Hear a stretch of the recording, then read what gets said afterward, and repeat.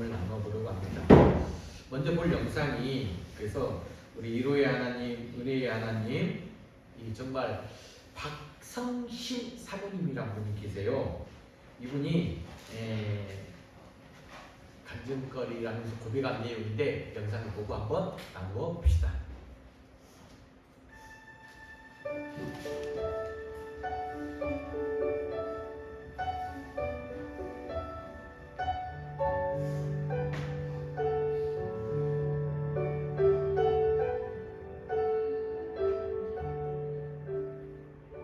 애를 5년 동안 못 낳아서 아주 귀하게 낳은 큰 아들이 있어요. 걔가 4살 때 추수감사절날 애들이 쭉 나와서 노래를 부르는 거예요. 거기에 이제 교회 강대상으로 다 올라가는데 올라오는 그의 모습을 보니까 이미 너무 똥심은 얼굴 하고 있어요. 걔가 노래를 했을까요? 안 했을까요? 안 했어요. 노래를 안 한 것도 열불나는데 종이 조직을 했는데 시간이 지나니까 얘가 이거를 잡고 얼굴을 이렇게 가려요. 근데 그걸 봤는데 갑자기 열이 확 받으면서 인생은 참 험하고 어려운데 거기 서서 노래하는 것도 네가 못하면 이 세상 어떻게 살래? 라고 하는 그 걱정과 내가 저런 애를 어떻게 키울까? 라고 하는 깊은 두려움이 저를 엄습했는데 내려오는 그 아이에게 야, 너 그거밖에 못했냐? 이렇게 말하는 건 돼요, 안 돼요? 안 되는 거 알아요? 근데 거기다 대고 제가 절망스럽고 두려운 애한테 그 애들 너무 잘했어 이렇게는 말하면 매치가 돼요, 안 돼요? 그럼 나보고 어떻게 해요? 나는 그게 어울더라고요. 이렇게 강대상에 그 밑에서 애들이 쭉 내려오잖아요. 근데 남편이 여기 서서 손을 밑으로 이렇게 내리더라고요. 내리니까 애가 손을 이렇게 하고 가는데 저도 모르게 저도 따라해야 될 것 같은 그 느낌이 들어서 이렇게 손을 냈죠. 그랬더니 저희 아들이 이렇게 하고 갔어요. 근데 그의 손과 제가 만났는데 제 안에 오는 어떤 그런 따뜻한 전율이 있긴 있었어요. 자네에게 물어봤어요. 너는 왜 그랬니? 그랬더니 하는 말이 자기는 그 아들의 마음을 너무 잘 이해한대요. 그랬던 일이 내가 있기 때문에 나는 그의 아픔이 얼마나 큰 아픔인지 나는 너무 잘 안다. 우리 경기 중에 배구 같은 거 하면 잘하면 어떻게 해요? 하이파이브 하죠? 실수하면 어떻게 해요? 낮은 파이브를 해요? 괜찮다 얘기해요. 이거 실수했지만 우리 잘할 수 있어요. 그 파이브가 결국 잔이 우리 아들에게 한 얘기예요. 그 얘기의 뜻은 뭐냐면 나는 너의 아버지고 나는 그 길을 가봤고 그 길을 가는 게 쉽지는 않다. 그러나 너는 혼자 있지 않다. 내가 너와 함께 있을 거야 라고 하는 자안의 마음이에요. 여러분의 약함과 저의 약함 저희 너무 잘 알아요. 우리 아들 그거 실제로 평가하자면 잘한 거 아니잖아요. 여러분과 제게 그런 모습이 있잖아요. 근데 아무리 다음도 자기 자식에게 좋은 것을 줄 알아서 노 파이브를 한다니 하늘에 계신 우리 아버지는 우리가 우리의 연약함 때문에 힘들고 어려울 때 주님은 노 파이브를 하신다. 사랑하는 아들아, 사랑하는 딸아, 내가 너와 함께 있는 게 좋다.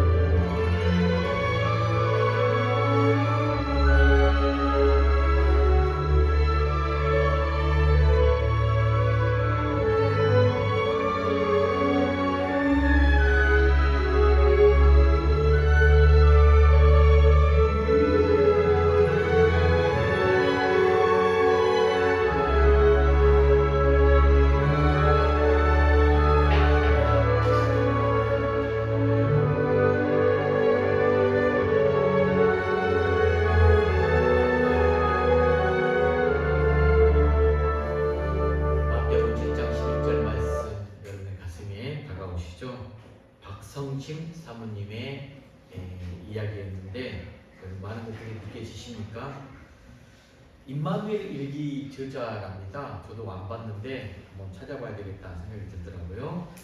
어찌되었든 우리가 힘들고 약하고 또 실망스럽고 뭔가 상처 가운데 있을 때 어찌할 걸 몰라서 두려워하는 상황 가운데 있을 때 어떤 우리 육적인 아버지로서 어머니로서 또는 동료로서 여러 가지 이로의 소리들이 있을 것인데 그 마음을 우리가 어떻게 받아들이면서 읽어냅니까?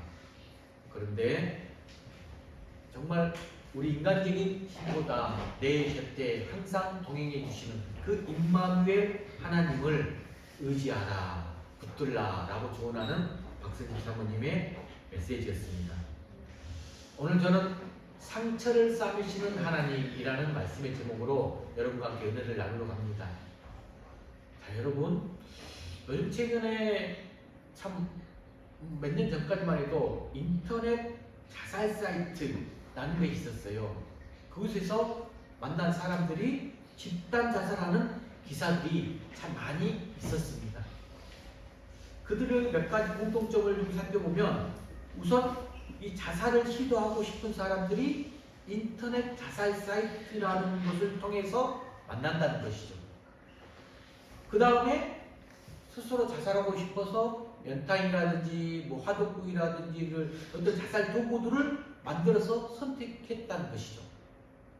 그리고 10대부터 40대까지 다양한 연령층으로 구성되어 있으면서 함께 집단으로 모여 혼숙을 했다는 공통점들을 볼 수가 있었습니다.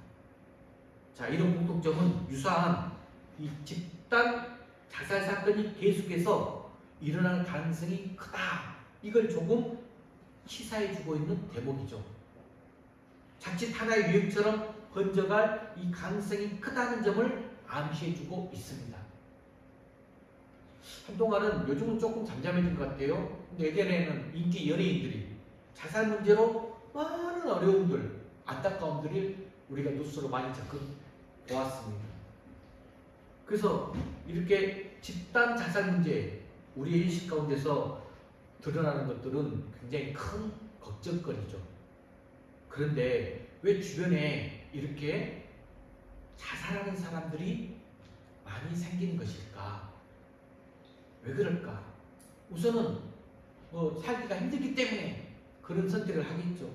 더 이상 삶을 지탱할 수 없을 것 같은 이 막다른 골목에 이르렀기 때문에 그들에게 입장에서는 마지막으로 선택한 것이 자살일 것입니다.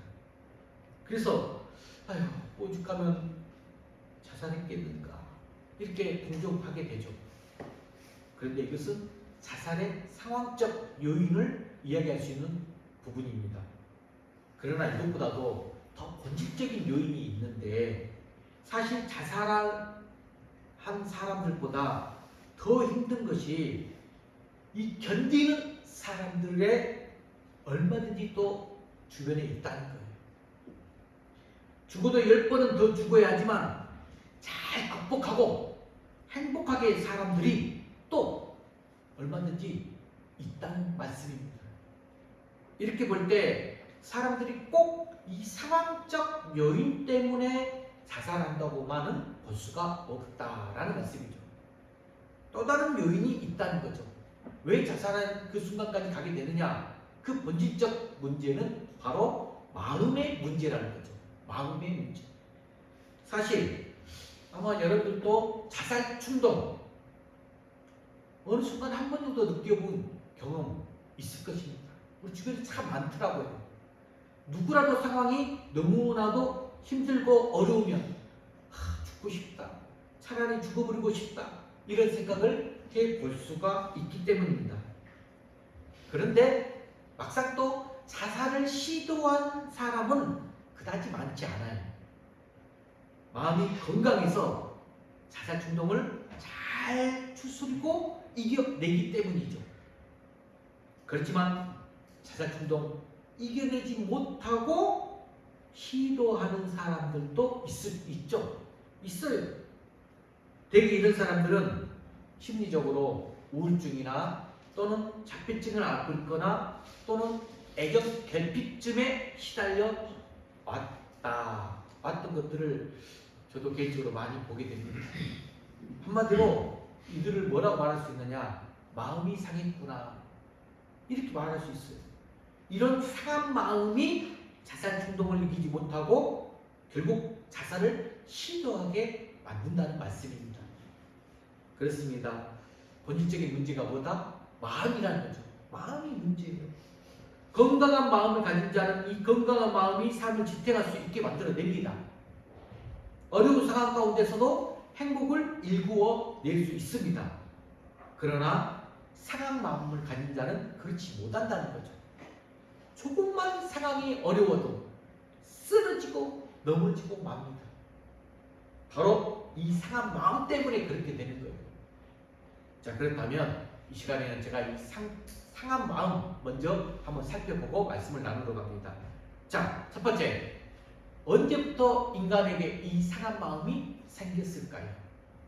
여러분, 언제부터 우리에게 이런 상한 마음이 생겼을까?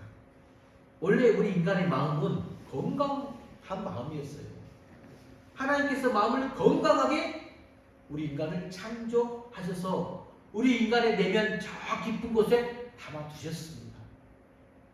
이 건강한 마음으로 인간은 하나님과 인격적 교제를 나누고 서로 사람들끼리 사랑하고 그리고 세계를 하나님의 뜻대로 다닐 수 있게 해주셨습니다. 하나님 보시기에 너무 좋았더라 하셨습니다. 그런데 문제가 생겼죠. 자, 정답이 뭐예요?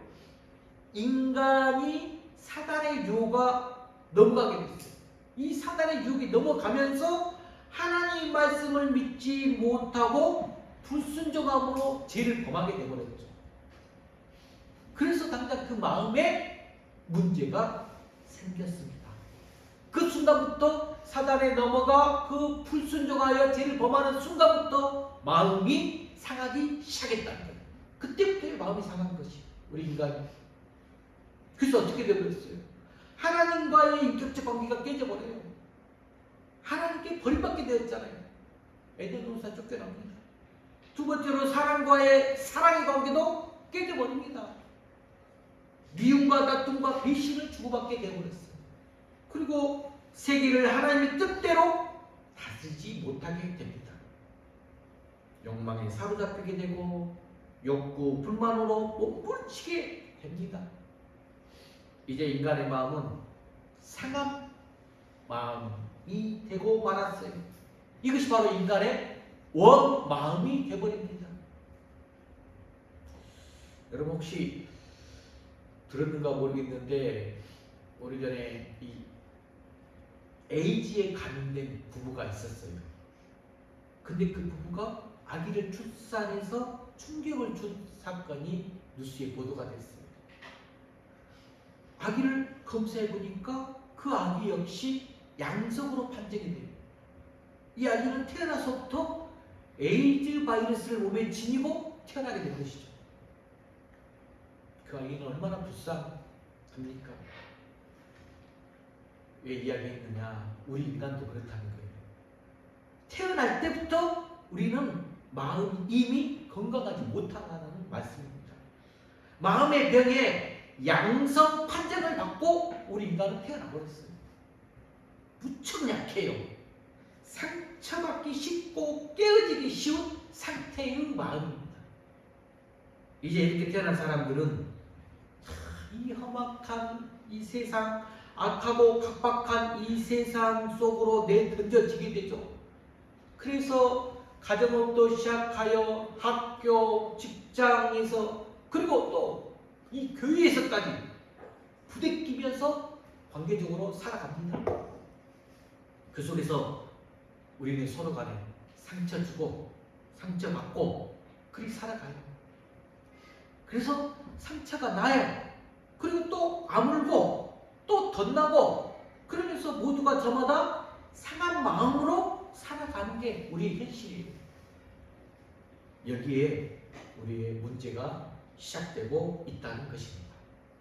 자, 두 번째로, 자 그러면 이 상한 마음의 증상이 있는데 이 상한 마음은 증상 세 가지 형태로 우리가 볼 수가 있어요.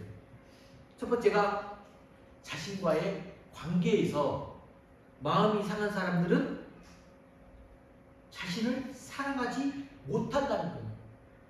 대체적으로 마음이 상한 사람들 많은 경우를 보게 되면 자기 자신을 사랑하지 못한 경우를 볼 수가 있어요. 자, 여러분 자존감이라는 말을 많이 알죠? 자존감. 한마디로 자기 자신을 귀하게 여기는 마음을 자존감이라고 합니다.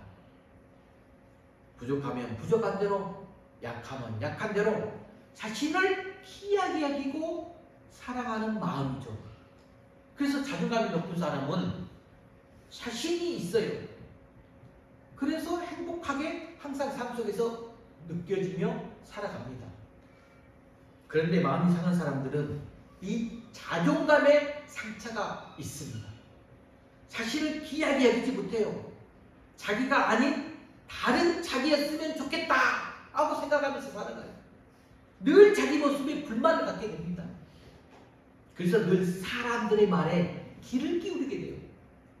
사람들 말에 어떤 말을 하지 하고 의식하고 그 귀를 기울이면서 남들이 내게 뭐라고 말할까 여기에 더 관심을 집중하게 됩니다. 남들이 내게 좋지 않는 말을 하면 그것이 내 가슴에 화살을 꽂혀서 내 마음에 정말 화살로 다가와서 꽂히게 되죠. 그 말 때문에 기가 죽습니다. 그 말 때문에 두고두고 내 자신을 스스로 괴롭히게 됩니다. 이게 바로 첫 번째로 증상이에요. 자기 자신과에서 자기 자신을 사랑하지 못하는 증상. 두 번째 증상은 뭐냐? 이제 자신을 넘어서 타인과의 관계에서 이 마음이 상한 사람들은 다른 사람들조차 사랑하지 못합니다. 다른 사람들을 사랑하지 못하게 돼요.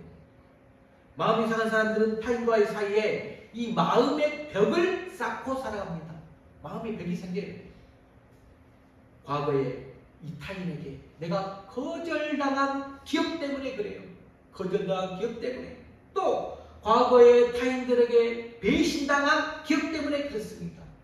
또 과거의 타인으로부터 심한 상처를 받은 기억 때문에 그렇습니다.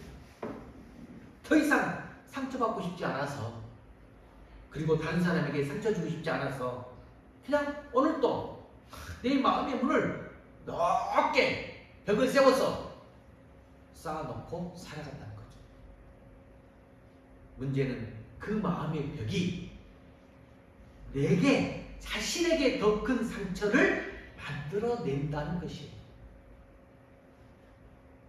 그래서 그런 분들은 이런 말들을 고백 스스로 해요. 나는 늘 왜 혼자일까? 왜 아무도 나를 사랑해주지 않는 걸까? 나는 왜 누군가를 사랑하지 못하는 걸까? 이런 마음이 들면서 자기 자신이 스스로 우울하게 만듭니다. 자신을 괴롭히는 거죠. 이것이 두 번째 증상으로서의 어려움입니다. 이제 세 번째는 자신 타인과는 누가 나온 것 같아요? 하나님과의 관계에서. 하나님과 관계입니다. 마음이 상한 사람들은 많은 경우에 하나님을 제대로 사랑하지 못합니다. 하나님을 믿는다고 하면서도 이 하나님의 사랑을 체험하지 못하며 사는 사람들이 의외로 많아요. 여러분, 신앙은 믿음이고 하나님의 성령의 시대에 그 사랑이 느껴지면 아무런 과학적, 역사적, 그런 이론적, 지식적 개념들은 사라져버려요.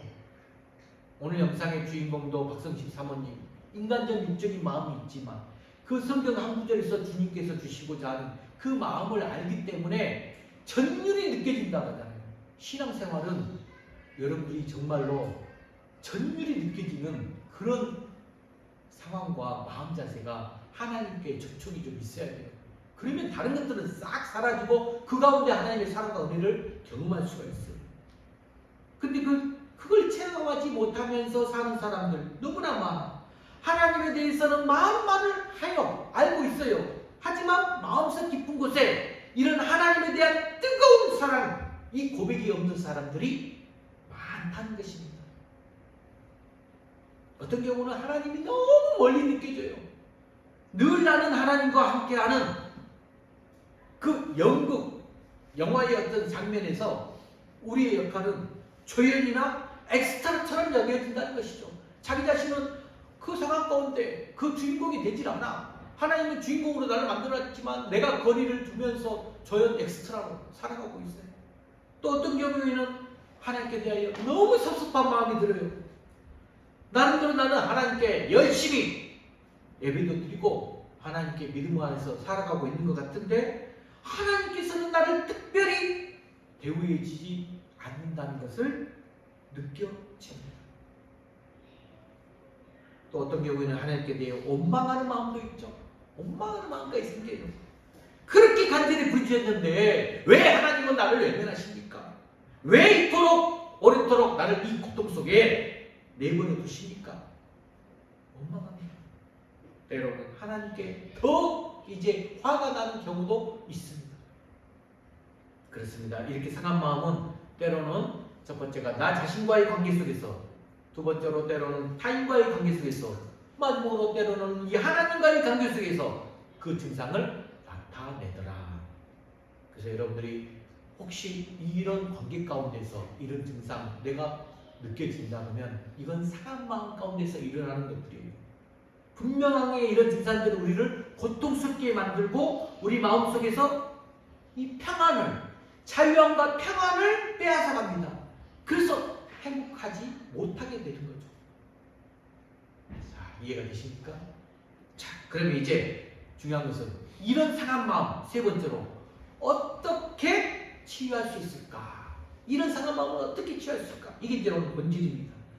바로 오늘 본문에서 그걸 말씀하셨어요. 자, 오늘 본문 다시 한번 1절부터 3절 한번 크게 한번 외쳐볼까요? 시작!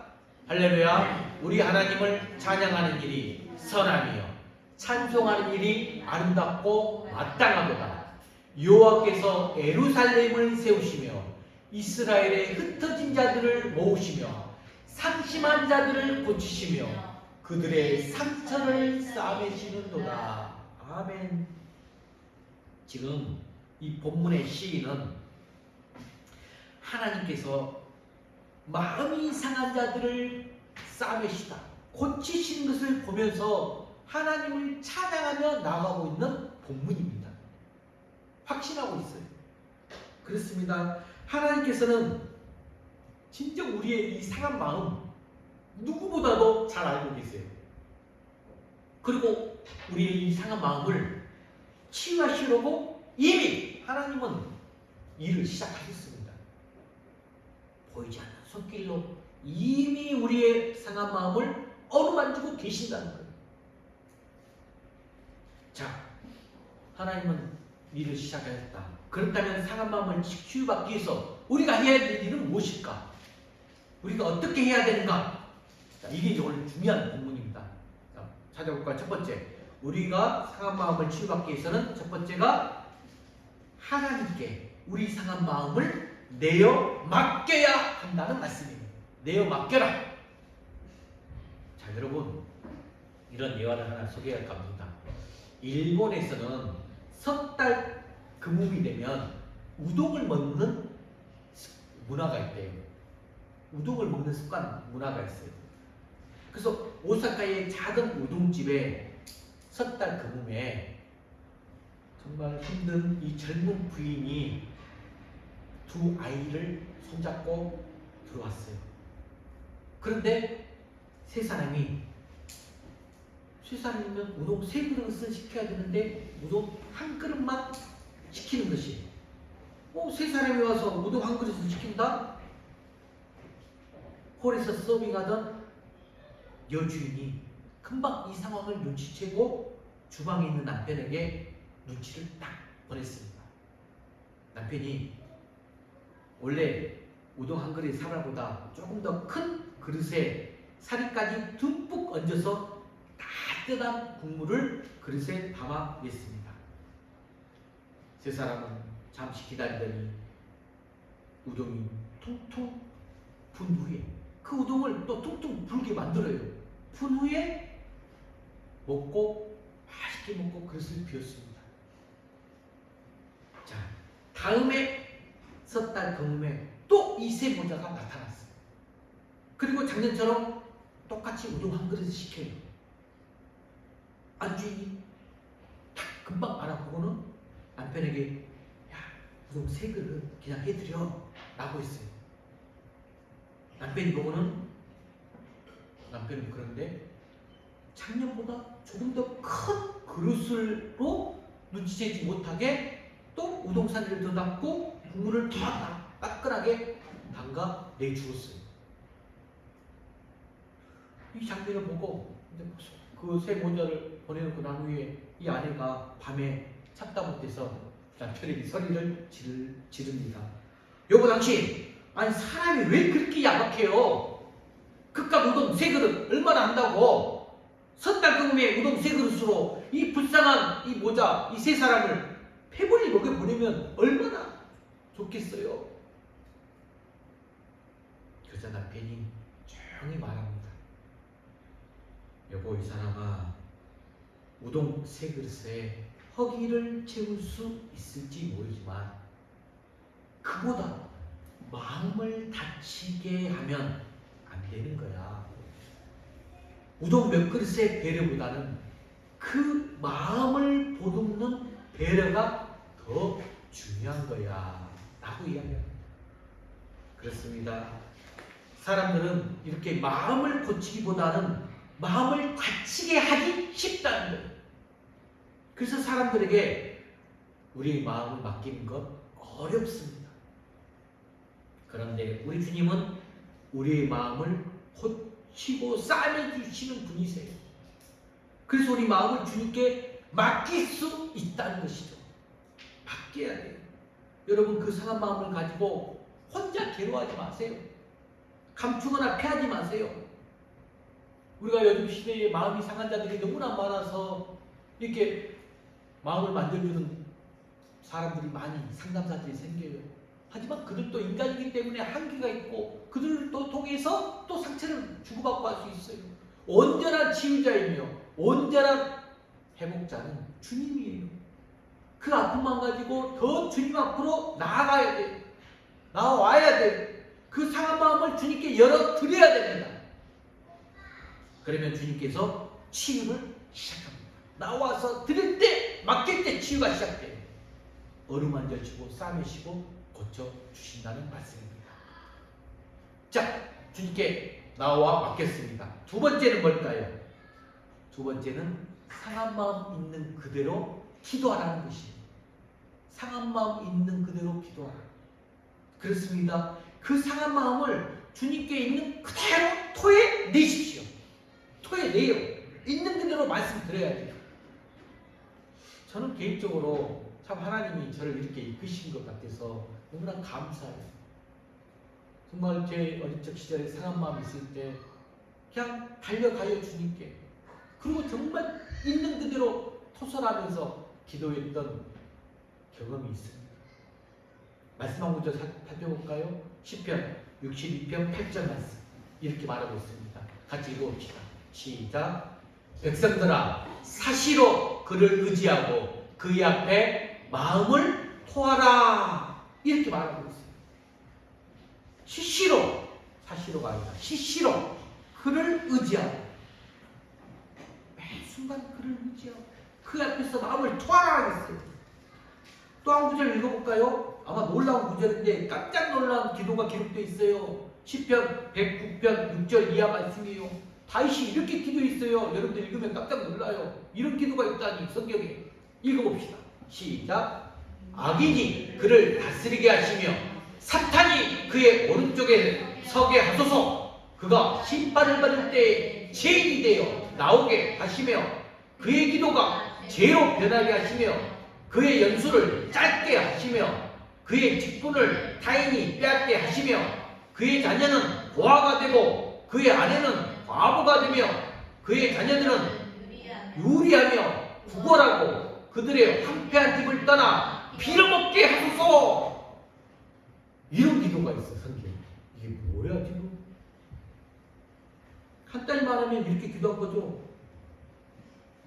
하나님, 누군가 너무 미워 죽겠는데 그래서 기도하기를, 하나님 걔 마누라 가부되게 해주시고 그 자식들 고아되게 해주시고 그 가족들 다 거지가 되어서 빌어먹게 해주시고 더 나아가 그 집안의 씨 말려버려서 대가 끊어버리게 해주시옵소서. 지금 이렇게 기도하고 있다는 거예요. 여러분 이렇게 기도하셨습니까? 이 기도가 바로 다윗의 기도예요. 아니, 다윗이 어떤 사람이죠? 하나님 마음에 합한 사람이라는 거예요. 하나님 마음에 합한 사람이라는 다윗이 하나님께 드린 기도예요. 그리고 이것을 성경에 기록해 놓았어요. 무슨 뜻일까요? 이것은 하나님께서 말씀하시기를 이 상한 마음이 있는 그대로, 너희들이 상한 마음이 있다면 그대로 하나님 앞에 솔직하게 털어놓아라, 이런 뜻이에요. 여러분, 누군가를 죽이고 싶은 마음이 생깁니까? 있는 그대로 하나님께 아니라는 거예요.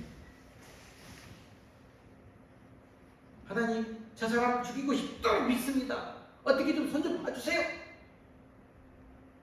우리 시어머니 꼴보기 싫을 정도로 미우십니까? 그대로 하나님께 아니라는 거예요. 하나님 시어머니 미워 죽겠습니다. 어떻게 좀 해주세요. 자, 좀 염려가 되죠. 그런데 걱정하지 마세요. 이런 기도 여러분이 한다고 해서 이루어질 것 같아요? 또 그렇지는 않아요. 하나님께서는 그냥 그 상한 마음을 그대로 받고 싶은 거예요. 진솔하게 솔직하게 받고 싶은 거예요. 받으시고 난 다음에 이 말 같지 않은 내용은 하나님 잊어버리세요. 왜? 하나님은 그런데 이렇게 하라는 거냐? 이 과정이 치유 과정이 되기 때문이에요. 치유 과정입니다. 저는 개인적으로 이것을 너무나 하나님 은혜 안에서 하나님 품 안에서 경험을 했어요. 밤마다 가서 내 입에서 어떤 말이 정말로 저녁에 새벽마다 기도할 때마다 저도 제가 이런 다윗의 기도를 제가 듣고 이렇게 기도해도 되는갑다 해서 따라하기를 많이 했었어요. 했어요. 그냥 저도. 근데 치유가 되는 듯 하더라고요. 됐겠죠. 되어 있기 때문에 이 자리에 와 있겠죠. 상한 마음속에 독을 빼는 과정이다. 이걸 여러분들이 깨닫길 바랍니다. 여러분 그래서 실제로 다윗이 어떤 인물이었죠? 사울을 죽도록 미워하고 그가 죽기를 기도했어요. 하지만 다윗은 실제로 사울을 죽일 수도 있었지만 살려주었잖아요. 그 마음이 치유받았기 때문에 그리 할 수 있는 거예요. 마음이 상처가 치유받아야 됩니다. 자, 첫 번째 하나님의 말씀 우리 하나님 앞에 나오라 맡기라. 두 번째 우리 기도하라 토설하라. 세 번째는 뭘까요? 바로 이제는 말씀에 순종하라는 거예요. 말씀에 순종하라. 자, 여러분 하나님께서 우리 상한 마음을 치유하실 때 말씀으로 반드시 처방을 보여주십니다. 말씀에 처방이 있어요. 처방이 있어야 될 거 아니에요. 그 말씀을 그래서 그대로 순종할 때 우리의 상한 마음이 치유가 돼요. 여러분 요요 현상이라는 거 알고 계시죠? 요요 현상. 다이어트 할 때 고생해서 살을 뺐는데 얼마 안 가가지고 다시 원래대로 되돌아간 현상을 요요 현상이라고 하죠. 이 요요라는 놀이가 있죠. 그 놀이기구처럼 던졌는데 다시 돌아오는 현상, 그게 요요 놀이기구예요. 이 요요 현상을 없애려면 여러분 다이어트가 난 후에 어떻게 해야 돼요? 바로 내 생활 태도를 근본적으로 바꿔야 자신의 몸을 유지할 수가 있잖아요. 생활 태도가 근본적으로 바뀌어야 돼요. 그래야 다시 돌아갈 가능성을 뿌리채 끊을 수가 있습니다. 여러분 우리 마음도 마찬가지라는 거예요.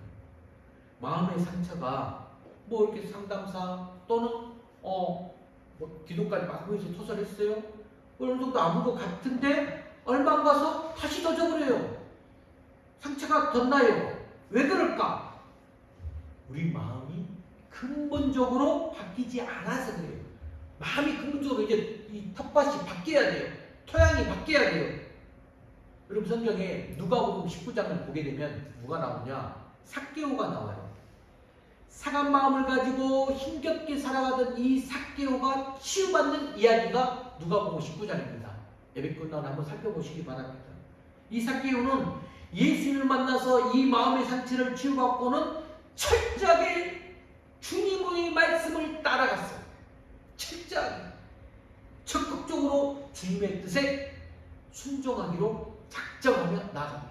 예수님을 만난 사람들은 성경의 인물들을 보게 되면 그 만난 이후에 치유과정 후에는 완벽한 새로운 피조물로 새로운 사람으로 변화되어 나온 것을 많이 볼 수 있어요. 자, 삭개의 고백을 한번 들어볼까요? 누가복음 19장 8절 말씀 읽어봅시다. 시작. 삭개오가 서서 주께 여짜오되 주여 보시옵소서 내 소유의 절반을 가난한 자들에게 주겠사오며 만일 누구의 것을 속여 빼앗은 일이 있으면 내가 갑절이나 갚겠나이다. 이렇게 다짐하면서 기도하면서 주님을 따랐다는 거예요. 수용소 나 그리 하겠습니다. 이때 이 상한 마음을 가진 삭개오는 온전한 마음을 갖게 치유가 됩니다. 그렇습니다. 우리가 상한 마음으로 주 앞에 설 때 주님께서 우리 마음을 어루만져 주면서 반드시 말씀하세요. 주 앞에 나와 맡기면서 내 마음에 있는 그대로 토설하며 기도하고 나갈 때 반드시 하나님의 말씀으로 만져주세요. 듣게 해주세요. 깨닫게 해주세요. 우리가 어떻게 변화되어야 할 것을 말씀하세요. 그때 그 말씀에 철저하게 순종해야 됩니다. 용서하라 하시면 적극적으로 용서해야 합니다. 화해하라 하시면 적극적으로 화해해야 합니다. 사랑하라 하시면 적극적으로 사랑해야 합니다. 나누어주라 하시면 나누어줘야 합니다. 이 단계가 굉장히 어렵더라고요. 개인적으로 저희가 비싼 거 분명히 말씀하셨어요. 그런데 네 그래야겠습니다. 기도 가운데 그래놓고는 실제 나오면 또 요요 현상이 일어나는 경우가 종종 있어요. 여러분 말씀 가운데 철저하게 순종했을 때 상처가 다시 도지지 않아요. 아무 상처가 다시 덧나지 않습니다. 여러분 우리는 누구나 아픈 마음, 이 상한 마음을 다 가지고 살아갑니다. 크고 작은 마음의 상처들 다들 있어요. 다시 한번 이 상한 마음 치유받기 위한 세 가지. 자, 한번 다시 한번 정리해 볼까요? 상한 마음을 치유받기 위해서 첫 번째 읽어봅시다. 시작. 우리 상한 마음을 하나님께 내어 맡겨야 한다. 두 번째, 상한 마음 있는 그대로 기도해야 된다. 세 번째, 말씀에 순종해야 된다. 정말 하나님께 내어 맡기라. 주님께 나와서 내어 맡기라. 그리고 있는 그대로, 솔직한 마음 있는 그대로 토해내라. 마지막으로 그 가운데 하나님이 말씀한, 주님이 말씀하신 대로 그대로 순종하라. 그대로 따르라. 그리하면 됩니다. 그러면 고쳐질 수 있습니다. 치유될 수 있다는 말씀입니다. 여러분 한번 진짜 이상한 마음 치유받고 싶으신 분들 이리 한번 해보시길 바랍니다. 하나님의 이적과 기적을 경험하시고 체험해 보시길 바랍니다. 전율이 느껴질 거예요. 사랑하는 우리 풍암물교의 모든 가족 여러분, 모두 어떤 마음의 병이라도 치유를 받아 치유 안에서 진정한 행복한 우리 풍암물교의 모든 성도가 되시길 주의 이름으로 간절히 축원합니다. 우리 시선이라는 봉송 찬양 들으면서 우리가 간절한 마음으로 이 시간 주님의 상한 마음 치유해 주는 3단계를 잊지 않고 기도하시고 나아가시기 바랍니다. 내게로부터 눈을 들어 주를 보기 시작할 때 주의 일을 보겠네. 시선 함께 찬양합니다.